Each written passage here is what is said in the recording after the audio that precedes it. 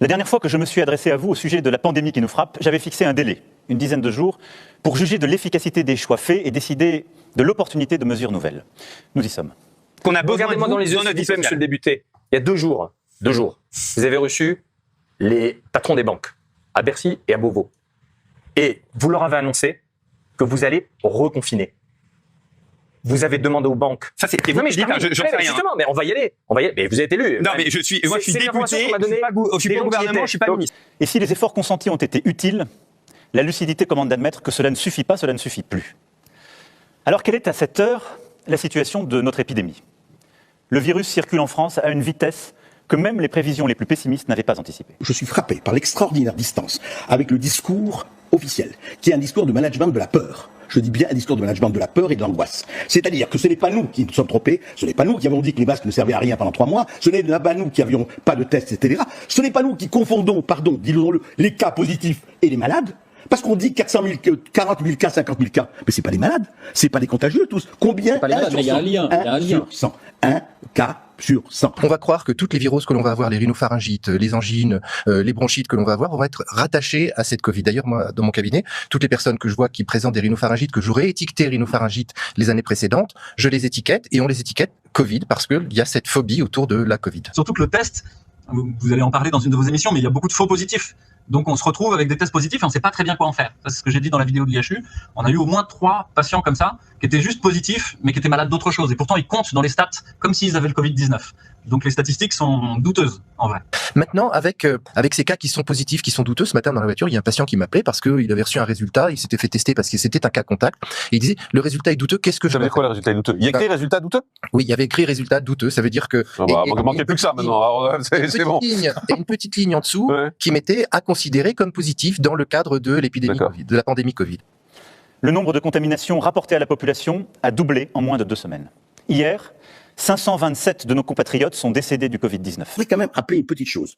Les mortalités en France, tout confondu. 2018, 411 131. 2019, 409 789. En 2020, jusqu'au 31 août, 429 100. Et la pandémie a passé à ce moment-là, c'est la première pandémie. Dites-moi, c'est ça la pandémie? On est en train, bien sûr, que tout le monde est... Mais qu'est-ce que ça veut dire? Ça veut dire qu'on est en train, pourquoi on ne l'a pas fait en 2018? Pourquoi on ne l'a pas fait en 2019? Quand on reçoit en réanimation quelqu'un qui a, par exemple, je donne un exemple, qui a une leucémie, d'accord? Il va décéder de leucémie. Mais à partir du moment où il a des traces de Covid, on va dire quoi? Il est mort du Covid. Alors que pas du tout. Pas du tout. Et comme ça, je peux vous en citer des dizaines et des dizaines. J'ai fait aussi des vacations en EHPAD. Il y a des personnes âgées qui décèdent et qui décèdent pas du Covid. Et ils sont constatés Covid. 60 ou 70% des gens qui décèdent du Covid, et encore, il y a encore là aussi des polémiques, parce que il semblerait, mais il faut pas tout écouter parce qu'on est tout de suite taxé de complotiste. Mais le Covid, c'est aussi le prétexte à mettre un tampon mort du Covid. Alors qu'il y a des personnes âgées qui sont mortes de suite avec de le pathologie, voilà, avec le Covid. Qui est concerné par cette mortalité? Est-ce que nous avons d'autres maladies associées à cette mortalité par Covid? Parce qu'on nous donne les personnes qui sont décédées de la coronavirus, mais on ne dit pas si elles avaient d'autres comorbidités, si oui, lesquelles. Moi, je l'ai dit, c'est pareil partout en Europe. Honnêtement, on sait que la moitié des morts déjà à plus de 85 ans. Dans ceux qui restent en dessous de ça, donc en dessous de ceux de 80 ans, il y en a la moitié dans ce que nous avons regardé ici, dans notre échantillon, qui est des gens qui avaient des cancers, pour un tiers, des gens qui avaient des pathologies associées très évoluées. On ne donne pas non plus l'âge moyen des personnes. Ça, je pense que c'est une information qui doit être donnée aux Français. Parmi les gens qui avaient moins de 80 ans, plus de la moitié avaient moins d'1 an d'espérance de vie. C'est ça ce qui se passe. Nous avons pris des mesures. Elles étaient déjà difficiles, et je sais qu'elles ont été perçues comme telles par beaucoup d'entre vous. Elles étaient indispensables, et elles ont souvent été contestées parce qu'elles ne faisaient pas plaisir. Elles se révèlent toutefois insuffisantes pour endiguer une vague qui aujourd'hui touche toute l'Europe. S'il y a une deuxième vague qui arrive, est-ce que cette fois-ci, nous serons prêts? Oui, nous serons prêts. Nous serons prêts, et cela a été préparé sous l'autorité du Premier ministre, avec le ministre de la Santé, mais tous les ministères compétents, les services compétents. Et nous avons à la fois les stocks et les approvisionnements qui sont sécurisés. Et nous avons l'organisation au plus près du terrain, qui permettrait de faire face à une recrudescence si elle était là. Donc plus d'erreurs. Jusqu'à présent, il y a eu les réserves d'État et les stocks d'État qui nous ont été distribués, par exemple, sur les masques. Or, il a été décidé d'arrêter cette distribution de masques. Peut-être qu'elle va être continuée jusqu'à fin octobre. Avons-nous tout bien fait? Non. Et je l'ai dit, il y a 15 jours, on peut toujours s'améliorer. Mais nous avons fait tout notre possible. Et je crois profondément que notre stratégie était, compte tenu des informations qui étaient les nôtres, la bonne. Elle fut d'ailleurs celle de tous les pays européens. Je l'ai dit ici il y a 3 semaines, j'ai dit ils ne savent faire que ça. C'est leur seule solution. Quand le couvre-feu a commencé, je me souviens avoir eu même des discussions. J'ai dit, vous verrez, on reconfinera. Et on reconfinera toujours et tout le temps, puisque c'est une stratégie qui est mise en place. Mais ça, c'est logique d'ailleurs. Dans la mesure où on ne veut pas, et c'est ça qui est terrible d'ailleurs comme question, on ne veut pas de l'immunité collective. Le seul pays où ça ne reprend pas aujourd'hui, c'est la Suède. Le seul pays où ça ne reprend pas aujourd'hui l'épidémie, c'est la Suède en Europe. Nous aurions collectivement sans doute dû davantage respecter les gestes barrières, en particulier au sein de la famille ou avec les amis, qui sont les lieux où nous sommes le plus contaminés. Faut-il nous le reprocher maintenant? Donc je ne vois pas comment ce gouvernement peut continuer de se regarder dans la glace, que ce soit Jean-Michel Blanquer, que ce soit M. Castex, qui était responsable du déconfinement, et que ce soit ce président qui nous ment devant la caméra, qui a menti, c'était le cas le 14 juillet, en disant que la France serait prête en cas de deuxième vague. Je ne suis pas de votre nature, je suis de notre nature. Moi, je ne veux pas faire peur aux gens, je ne manie pas la peur pour effrayer les gens. Ça, c'est une chose sur laquelle on peut vous accorder raison. Je vous le dis, je pense que ce pays vit une erreur dramatique, qui est la dramatisation perpétuelle pour quelque chose dont, à la fin, qu'est-ce qu'on va suggérer? Que tout le monde reste enfermé toute sa vie parce qu'il y a des virus dehors? Mais surtout, il faut reconnaître que, comme tous nos voisins, nous sommes submergés par l'accélération soudaine de l'épidémie. Par un virus qui semble gagner en force à mesure que l'hiver approche, que les températures baissent. Une fois encore, il faut avoir beaucoup d'humilité. Nous sommes tous, en Europe, surpris par l'évolution du virus. Ce monsieur, Emmanuel Macron, président de la République française, qui a passé de belles vacances à ne rien préparer, le voilà aujourd'hui nous demandant de faire encore des efforts parce qu'il a été incapable de nous protéger, parce qu'il a été incapable de mettre en place les mesures qui feraient qu'aujourd'hui nous ne serions pas dans un deuxième confinement. Si la situation le nécessite, ce sont donc 12 000 lits de réanimation qui pourraient être disponibles dans notre pays pour accueillir près de 2 fois plus de patients en même temps que lors de la première vague de l'épidémie. La première vague a été celle de l'improvisation. Ni masque, ni gel hydraulique, ni blouse, pénurie de médicaments, injonctions contradictoires à répétition du gouvernement.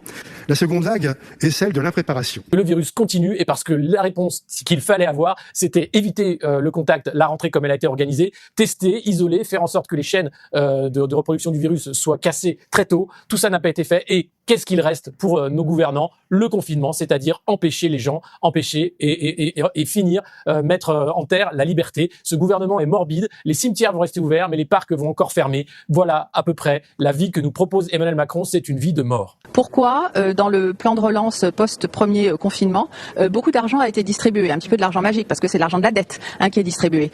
Pourquoi cet argent, alors que nous sortions du Grenelle de la santé, n'a pas été mis vis-à-vis des professionnels de santé, notamment des professionnels de santé du public qui sont en première ligne pour la gestion de cette épidémie, puisqu'ils vont attendre la mise en place du Grenelle de la santé l'année prochaine. Pourtant, tous, nous en sommes au même point. Débordés par une deuxième vague qui, nous le savons désormais, sera sans doute plus dure et plus meurtrière que la première. Vous êtes capable d'expliquer pourquoi il n'y a pas eu du tout de deuxième vague en tout Extrême-Orient? Non, mais ça, c'est autre chose. À ce stade, nous savons que quoi que nous fassions, près de 9000 patients seront en réanimation à la mi-novembre, soit la quasi-totalité des capacités françaises. Nous nous organisons bien sûr pour y faire face, rouvrir des lits supplémentaires, et nous allons faire le maximum d'efforts tous ensemble, mais ce n'est pas suffisant. Tous les ans, à la même époque, automne-hiver, c'est un marronnier journalistique, ça. Tous les ans, les réas sont pleines. Les couloirs des urgences sont pleins. Ça, c'est un fait. Donc, c'est pas Covid ou pas Covid, c'est toujours pareil. Ça change pas. Et en plus, ce qui est vraiment scandaleux, c'est qu'on nous dit on doit faire un confinement pour éviter la surcharge du système hospitalier. On est d'accord? Oui. Mais ce qu'on nous dit de dire, c'est hospitalier public. Bah oui, et on oublie privé. Mais oui, encore une fois. C'est quand même incroyable. On nous dit les hôpitaux sont pleins, etc. Mais les cliniques privées sont vides. Il n'y a pas d'anticipation, il n'y a pas de coordination. La conclusion sur le terrain aujourd'hui, qu'est-ce qui se passe? Il y a trop de malades qui arrivent. Et donc, il y a des malades qu'on ne peut plus prendre à l'hôpital. Les malades qu'on ne peut plus prendre à l'hôpital, c'est les patients des EHPAD. C'est les personnes les plus âgées, les plus fragiles. Et les EHPAD sont sacrifiés. 15 000 lits. Non, mais on va se réveiller. Parce que je vais vous dire, vous vous souvenez du premier confinement, la com, on envoyait des gens de Réa en Luxembourg, en Allemagne, au lieu de les envoyer dans les trous privés à 50 km. Les patients qui viennent des EHPAD, on les sacrifie, on peut pas les prendre. Non, on peut pas les prendre puisqu'il n'y a pas de place à l'hôpital pour les prendre. Alors de temps en temps, Non, globalement, si vous voulez, aujourd'hui, la doctrine, c'est qu'on essaye de pas prendre les patients des EHPAD. On ne peut pas les prendre. Il n'y a pas assez de place, il n'y a pas assez de lits. C'est tout, c'est comme ça, c'est factuel. Combien de lits dans les cliniques privées, Eric? Il y a 115 000 lits, en gros, dans les cliniques privées. Mais vous imaginez le potentiel. Alors, il y a des mots, mais il n'y a pas d'actes. Donc, on pourrait déjà faire ça. Dans ce contexte, ma responsabilité est de protéger tous les Français. jamais avoir eu le sentiment que je faisais une carrière. Et depuis que je suis rentré dans le champ politique, je vis ça comme une mission. Et en dépit des polémiques, en dépit de la difficulté des décisions à prendre, je l'assume pleinement devant vous ce soir. Il y a une dimension de spiritualité. Il y en a une. Et en tout cas, la conviction qu'il existe une transcendance, oui. Quelque chose qui dépasse, qui vous dépasse, qui vous a précédé et qui restera. Quels sont nos objectifs? D'abord, c'est le premier, protéger les plus âgés, les plus fragiles, celles et ceux qui sont atteints de diabète, d'obésité, d'hypertension, de maladies chroniques et qui sont les premières victimes. Vous avez des personnes âgées qui déclinent au niveau cognitif très très rapidement, d'être isolées socialement, d'être derrière des masques. Et ben nous, on a des témoignages d'orthophonistes qui nous disent de semaine en semaine, ils reconnaissent plus un éléphant d'un lapin. Puis la semaine d'après, ils savent plus ce que c'est qu'une carotte. Notre deuxième objectif, c'est de protéger les plus jeunes. Je l'ai déjà dit, si le virus tue les plus âgés, il tue aussi, même si c'est rare, les plus jeunes. Aujourd'hui, au moment où je vous parle, 35% des personnes en réanimation ont moins de 65 ans. Ils touchent donc sous des formes graves toutes les générations. Pareil, vous avez des enfants en crèche qui sont avec des tatas masqués toute la journée, qui n'ont pas le droit de les toucher. Relisez Cyrulnik et les orphelinats de Roumanie, c'est ce qu'on est en train de faire à nos enfants. Ils n'arrivent plus à apprendre à parler, ils n'arrivent plus à associer les phonèmes avec l'articulé avec les émotions. On est en train de devenir fous. La réalité, c'est qu'on est devenu fous et il faut même faire des mesures ciblées. Troisième objectif, c'est de protéger nos soignants, qui, à l'hôpital, dans les structures médico-sociales, en ville, ont déjà beaucoup donné durant le printemps. Ils ont ensuite dû redoubler d'activité durant l'été pour rattraper les actes reportés au printemps. Et malgré la fatigue, ils font face aujourd'hui à cette montée soudaine des urgences. Nous leur devons de prendre toutes les précautions pour limiter la propagation du virus. Si nous ne le faisons pas pour nous, pour nos proches, faisons-le pour eux. Monsieur le ministre, je suis tout de même un peu inquiet de vous entendre dire qu'il n'y a pas de dysfonctionnement de l'État. Tous les rapports, tous les travaux effectués montrent qu'il y a un problème d'organisation et qu'il y a un problème dans les processus de décision. Cette myriade d'agences sanitaires mal coordonnées entre elles, la création par le chef de l'État d'instances nouvelles alors que la crise est en cours, témoigne de ces difficultés. Tout le monde est responsable, certes, mais certains ont plus de responsabilités que d'autres. Il n'est pas digne de renvoyer aux Français la responsabilité de cette seconde vague. Elle est en premier la responsabilité de ceux qui n'ont pas su analyser et agir à temps. La stratégie tester, tracer, isoler est en échec et les Français n'y sont pour rien. Alors, monsieur le ministre, nous attendons ce soir l'annonce de nouvelles mesures restrictives. Elles seront le marqueur de l'échec de notre politique de santé publique. On réagit toujours de façon décalée, on l'a vu sur les masques, on l'a vu sur les tests, ça a été catastrophique. On a dit à tout le monde, faites des tests, on n'a rien organisé. Vous avez vu le résultat avec ces files interminables, ces tests qu'on avait alors que les patients étaient guéris, ils étaient plus contaminants, et on avait les résultats 7 jours après, etc. Il s'agit, troisièmement, de protéger les plus modestes, qui, parce qu'ils vivent dans des lieux plus exigus, parce qu'ils occupent des emplois précaires, sont les plus touchés par le virus sur le plan sanitaire. Mais ce sont aussi les plus touchés par les conséquences économiques et sociales de la crise. Il y a plusieurs catégories de patients. Il y a les patients qui ont redécompensé des troubles qui étaient stabilisés, aussi bien des troubles psychosomatiques, toutes les pathologies liées au stress, toutes les addictions telles que l'alcoolisme, évidemment, sur un confinement prolongé, et puis les troubles psychosociaux tels que la maltraitance, les violences conjugales et les syndromes de glissement chez les personnes âgées. Avant-hier, samedi, un café du 11e arrondissement. Les flics arrivent, attention, harnachés, etc. Vous êtes là, vous êtes dans le café, allez, sortez, allez, arrêtez tout. Vous n'avez pas la distance réglementaire. Le même jour, au Trocadéro, à la même heure, vous aviez 5000 Guinéens ou 3000 Guinéens qui protestaient contre Alpha Condé, contre l'élection d'Alpha Condé. 3000 Guinéens, pas de problème. Alors ça, c'était des patients stabilisés, qui allaient mieux et qui, à cause il y a des patients confinement, stabilisés qui ont été à nouveau fragilisés par l'enfermement, parce qu'un être humain a besoin d'interaction et que très légitimement, ça les a fragilisés. Et puis, il y a aussi des patients qui n'étaient pas des patients, qui allaient bien, mais pour qui les faillites économiques, le fait de ne pas pouvoir enterrer leurs proches, ont déclenché évidemment des troubles anxieux majeurs. C'est donc un juste équilibre qu'il nous faut sans cesse rechercher, sans jamais perdre de vue un principe intangible. Pour nous, rien n'est plus important que la vie humaine. Simplement l'esprit critique depuis le mois de février, vous ne me l'enlevez pas. Vous ne me l'enlevez pas parce qu'en février, on m'a dit que le masque ne servait à rien. Donc aujourd'hui, je l'ai dans l'oreille, vous voyez. Et je me méfie quand même de la parole politique. C'est un esprit critique. Il y a des raisons de penser qu'elle interviendra encore plus tard. Elle a été faible, masque, gestes barrières, enfin surtout gestes barrières d'ailleurs, parce que le masque, les études montrent que ça marche pas trop là-dessus. Nous avons les stocks de médicaments, les respirateurs, les masques, les blouses, les gants, tout le matériel nécessaire, parce que nous avons appris de nos insuffisances, de nos manques durant la première phase. Le matériel, faut quand même qu'on en parle. Le matériel. De nouveau, il y a le matériel n'a jamais. On avait un directeur d'EHPAD qui nous dit de nouveau, il me manque des blouses. Ça n'a jamais. Écoutez bien, et croyez-moi. J'ai tout ce que vous voulez en banque de témoignages et de photos. Ça n'a jamais été réglé. On nous demande, et ça me choque pas, qu'on achète des masques pour éviter qu'on aille en chercher en pharmacie, et on nous dit munissez-vous de 3 semaines à 1 mois de masques. Très bien, mais moi j'ai des tarifs qui sont complètement bloqués. On a mis des plexiglas, on a mis les mesures nécessaires pour avoir des gestes barrières dans nos cabinets. Ça ralentit considérablement la prise en charge des patients parce qu'il faut nettoyer entre chaque passage, etc. Tout ça, c'est pas pris en compte par l'État. Moi, j'ai eu des infirmiers en pleurs au téléphone. J'ai eu des sages-femmes en pleurs me demandant si elles avaient le droit de faire des accouchements avec des gants MAPA. Septembre 2020. J'ai eu des infirmiers de bloc opératoire. J'ai eu des infirmiers de bloc opératoire. Et ça, monsieur, vous savez, si demain vous allez interroger Jean Castex, il va dire « Ouais, c'est pas vrai, ce médecin, c'est un alarmiste. » Et nous avons ainsi poussé nos capacités, qui sont passées de 5000 lits avant la première vague à 6000 aujourd'hui, et nous allons les porter au-delà de 10 000 lits en réanimation. Donc, un effort colossal a été fait, de formation, d'investissement. Encore une fois, je crois qu'il y a eu un certain nombre de manquements, il y a eu une gestion erratique de la crise qui nous conduit à cette situation. Dès fin septembre, on avait des statistiques qui nous donnaient les prévisions sur l'épidémie. Rien n'a été fait sur le nombre de lits en réanimation.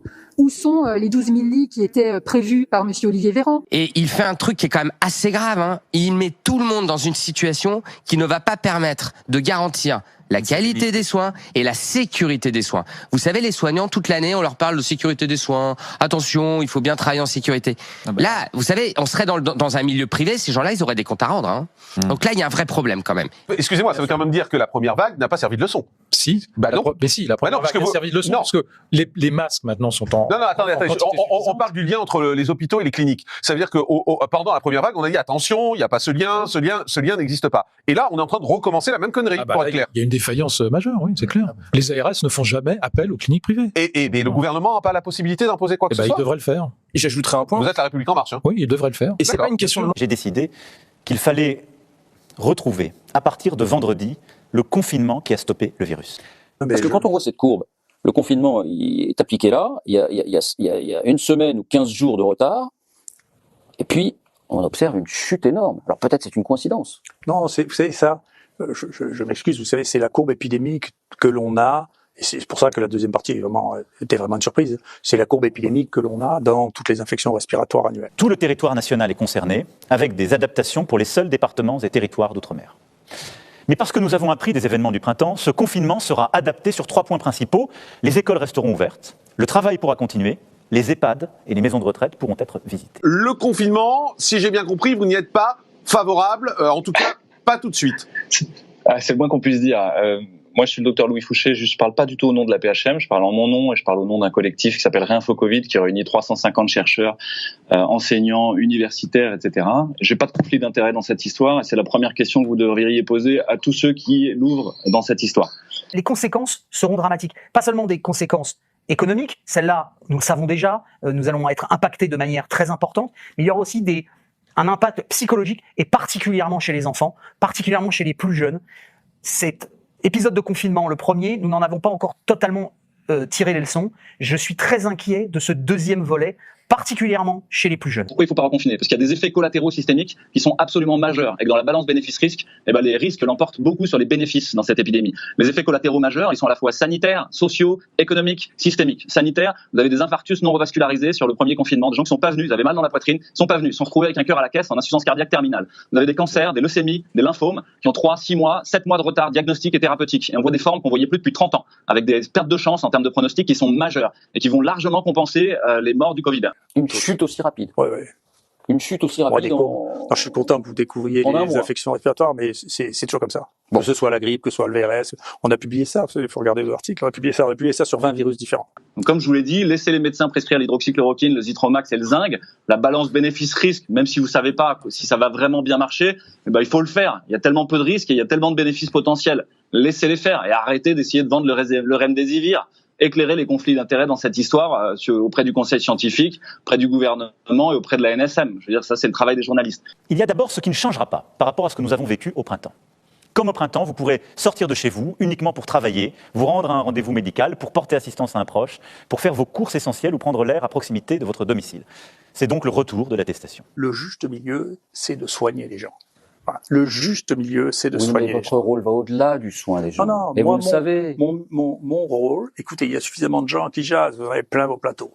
Moi, mon rôle à moi, il est de deux choses. Un, je soigne les gens. J'en suis très fier. Je suis emmerdé à un point incroyable, historique pour soigner les gens. Sanofi, et je suis monté au plus haut niveau, nous dit que le ministère de la Santé, j'attends la confirmation que j'ai demandée officiellement au ministère de la Santé, met des freins à la distribution d'hydroxychloroquine sur les commandes qui sont faites à partir de Liège. Donc, si c'est ça, ça veut dire qu'on nous empêche de soigner selon ce que nous pensons être le meilleur traitement possible. Les commerces qui ont été définis au printemps comme non essentiels, les établissements recevant du public, notamment les bars et restaurants, seront fermés. Comme au printemps, le quoi qu'il en coûte, cette réponse économique parmi les plus protectrices du monde se poursuivra. Elle sera même plus importante qu'en mars pour nos petites entreprises fermées administrativement, avec la prise en charge jusqu'à 10 000 € par mois de leur perte en chiffre d'affaires. Les salariés et les employeurs qui ne peuvent pas travailler continueront quant à eux à bénéficier du chômage partiel. Vous vous rendez pas compte, mais c'est une vraie catastrophe pour nous, les indépendants. Demain, on va tous crever. Là, on s'est demandé au gouvernement de nous acheter la corde et de nous donner les branches pour nous pendre. Qu'est-ce qu'on va faire? On va laisser les grandes surfaces ouvertes avec les rayons non essentiels et nous, les petits, on va encore crever. Excusez-moi, mais là, j'en peux plus, quoi. Moi, je suis fatigué. Je m'occupe d'une association qui gère pas loin de 25 000 indépendants, qui s'appelle Les Pendus. Les gens sont au bord du gouffre depuis hier soir, c'est des messages d'alerte. Les gens vont se suicider. C'est plus qu'un coup de massue, c'est que nous, c'est notre mort. Donc, il faut qu'on arrête. C'est pas possible. Donc là, je vais parler à la France entière. Et là, je déroge que Emmanuel Macron arrête ça. Et vendredi, moi, je vais ouvrir tous mes restaurants. Parce que je viens de recevoir un SMS de mes gérants libres. Ils me disent, on va fermer, on coule, donc voilà. Donc je vais demander à tous mes gérants libres d'ouvrir. Et je demande à toute la France d'ouvrir. Donc voilà, ouvrons. Et le gouvernement, il fait quoi? Il est encore en train de nous plomber toute notre économie, toute notre vie. Il y en a qui vont perdre leur maison, leur famille, ils vont tout perdre et on va faire quoi? Mais c'est pas possible, il faut que ça s'arrête, quoi. Là, c'est plus possible, faut que ça s'arrête. Faut qu'ils arrêtent, ils sont pas capables de gérer quoi que ce soit. On a un gouvernement d'incapables, il mérite la cour martiale. On va tous crever pour arriver à quoi? À rien. Donc moi, je vais ouvrir. J'ai pas besoin d'aide. Moi, les aides, je m'en fous. Moi, les aides, c'est terminé. Je vais fermer, donc je vais ouvrir. Et je demande à toute la France, à Lyon, à Marseille, à Bordeaux, toute la France, d'ouvrir. Est-ce que vous avez les moyens d'ouvrir? On verra. Il y en a ras-le-bol. Moi, excusez-moi, mais là, j'en peux plus, là. Je suis au bord du gouffre, je suis au bord du suicide, j'en ai ras-le-bol, quoi. Je vais faire quoi demain? Mes collègues, ils vont faire quoi demain? On va faire quoi? On va encore engraisser des GAFA? Tout le monde va se ruer sur Amazon? Déjà, les gens font leur course, ils vont acheter du PQ. Non, mais il faut qu'ils arrêtent, quoi. Les Français, il faut qu'ils se réveillent, quoi. Ça suffit, il y en a marre. Moi, je n'en peux plus. Je suis au bout du rouleau. Et ce confinement, eh bien, pour essayer de sauver l'économie, mais ça ne suffira pas, malheureusement, je le crains pour de nombreux entrepreneurs. C'est la clé sous la porte à partir de ce soir, de vendredi soir. Eh bien, il faudra continuer d'aller travailler. On va garder les écoles ouvertes alors que c'est même là que le virus se transmet et se propage. Donc ça n'a encore une fois aucun sens à part nous prendre pour des hamsters. Mais je le redis encore une fois, on ne met pas un peuple en cage. Et aujourd'hui, on n'annonce pas des reprises avant 2021-2022. Moi, j'ai des prestations qui se sont annulées jusqu'en novembre 2021. Les clients, ils sont frileux. Ils savent pas s'il y aura le public, si les gens seront au rendez-vous. Il a perdu 10 kilos et a 18 de tension à 48 ans. Les banques nous imposent cette caution personnelle en engageant nos biens personnels. Ça veut dire que si demain, ma structure, elle est en cessation de paiement, ça veut dire que ma vie complète s'effondre. Et dans quel état d'esprit ça vous laisse ça? Ah bah je suis triste, clairement.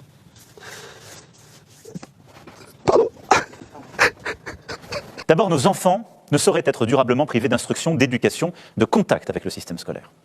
Trop de conséquences, trop de dégâts, en particulier pour les plus modestes. Les crèches, les écoles, les collèges et les lycées demeureront donc ouverts avec des protocoles sanitaires renforcés. Les facultés et établissements d'enseignement supérieur assureront à l'inverse des cours en ligne. Qu'est-ce que vous allez expliquer aujourd'hui? Vous allez expliquer à des enfants qui déjà ont des vraies difficultés à pouvoir se concentrer avec des professeurs qui portent le masque? Vous savez qu'aujourd'hui, il y a une baisse considérable de l'apprentissage chez les enfants parce qu'ils sont bloqués de plus en plus avec des adultes qui ne leur renvoient comme visage que celui du masque. C'est un vrai souci. Il y a des vrais problèmes psychologiques qui sont en train d'être créés chez les enfants. Les soignants à l'hôpital jouent évidemment dans ce contexte un rôle essentiel, mais nous avons besoin des médecins de ville, des infirmiers, des pharmaciens, de tous les acteurs du médico-social, de tous les professionnels de santé de ville, pour assurer une prise en charge précoce des patients dès les premiers symptômes et pour éviter que ne se développent des formes complexes. Le professeur Raoult reste un éminent spécialiste mondial. Il a écrit tout, et donc on verra au fil du temps s'il a eu tort ou s'il a raison. Ce que je sais, en tout cas, incontestablement, au-delà de sa personnalité qui laisse personne indifférent, hein, ça je reconnais que sa personnalité suscite, mais il a toujours été comme ça depuis qu'il est à la fac, donc vous le découvrez, mais moi je le connais depuis toujours. Enfin, quand vous allez à l'IHU, vous sortez vivant, hein. Pourquoi c'était banni? Pourquoi les études Lancet ont été interrompues? C'est le plus grand scandale qui n'ait jamais existé depuis un siècle sur le plan scientifique. Mais Donc, quand vous dites c'est le plus grand scandale depuis un siècle au plan scientifique, ça veut dire quoi? Qui est derrière? Ce sont les labos. On dit parce que l'hydroxychloroquine ne rapporte rien, ne coûte rien, et qu'il fallait préserver finalement pour les labos la perspective d'un vaccin. La totalité de ma famille qui est allée, je vous donne un exemple très spécifique, ma mère, 93 ans, a attrapé le Covid il y a 15 jours. Double cancer, un problème de pathologie complémentaire, mais en pleine forme. Elle devait y rentrer une semaine, elle a attrapé le Covid, son médecin traitant lui a dit, buvez beaucoup d'eau et restez chez vous. Et là, elle a été soignée, elle est guérie, elle est en pleine forme. Il n'y a pas de décès chez le professeur. Il n'y a pas de décès dans l'unité du professeur Raoult. Heureusement qu'il y a des très beaux exemples. Il n'y a pas de décès dans l'unité. Oui, heureusement. Mais sur l'ensemble. Oui, alors plus personne n'en parle aujourd'hui parce que nous sommes dans l'urgence, comme d'habitude. Mais en réalité, il y a des enquêtes judiciaires américaines et européennes pour savoir qui a payé une fausse étude qui est rentrée dans un des plus grands journaux scientifiques la veille de l'ascension, ce qui fait que la une de tous les journaux dans le monde a été de dire là, ce médicament ne marche pas. Et donc, il a même dit qu'il était dangereux. Oui, et Raoult a dit que c'est un scandale parce que ça a été donné à des millions de personnes depuis très longtemps. Dès demain, un débat suivi d'un vote se tiendra au Parlement. Dès demain, le gouvernement détaillera toutes ces mesures. Nous devons nous honorer de cette transparence et du fait que des décisions difficiles se fassent dans un cadre démocratique où toutes les oppositions peuvent s'exprimer. Monsieur le ministre, le Sénat, mon groupe, le groupe socialiste, mais d'autres groupes aussi, vous feront des propositions. Nous vous en avons déjà faites nombreuses. Mais la manière dont vous traitez nos propositions, qu'il s'agisse de l'examen des projets de loi, qu'il s'agisse de nos discussions plus techniques, de mise en œuvre de la politique sanitaire, ne nous fera pas renoncer à vous faire des propositions. Mais permettez-nous aussi de dire aux Français que vous voyagez seul, vous pilotez seul, et vous n'écoutez jamais ni le Parlement, ni la société civile. Une fois le pic épidémique passé, tous ces outils doivent nous permettre, demain, de tenir jusqu'au vaccin, à l'été, nous disent les scientifiques. L'idée qu'il va y avoir des nouveaux vaccins pour résoudre les nouveaux problèmes est aussi quelque chose qui n'a pas été réalisé. Si vous regardez sur le site de l'OMS, les vaccins disponibles, il faut regarder dans les maladies émergentes ce qui est disponible, il n'y a rien du tout. Et puis, méfiez-vous de cette insurrection civique qui monte. Je vous ai cité cette... Mais non, mais c'est la même chose. Mais ça fait 15 fois que vous le dites. C'est la même chose. Ben oui. On dirait que vous la souhaitez. Mais presque. En effet, ce serait une preuve de vitalité que de montrer. Arrêtez, Yvan. Ce serait une preuve de vitalité. Ce serait une preuve de vitalité démocratique de montrer que le peuple ne peut pas systématiquement se laisser dicter des décisions qui sont des décisions autocratiques et qui, de mon point de vue, ne correspondent pas à l'efficacité. À nouveau, nous nous relèverons si nous sommes unis, et nous serons unis. Nous avons besoin les uns des autres. Nous sommes une nation unie et solidaire, et c'est à cette condition que nous y arriverons. Nous sommes la France. Je vais faire quoi demain? Demain, j'ai pris un PSE, je vais aller voir mon banquier, je peux pas payer, mes charges vont arriver, je peux pas les payer, je fais quoi? Alors moi, demain, si ce soir Macron nous reconfine, je demande à tous les indépendants de ne plus payer leurs charges. On n'est pas essentiel, nos charges ne sont pas essentielles, notre TVA n'est pas essentielle, il y en a ras-le-bol. Il faut faire les choses intelligemment. Donc on le faisait, ça marchait très bien. Aujourd'hui, Amazon, on reçoit des cartons, et même la dernière fois, ma femme a reçu des cartons.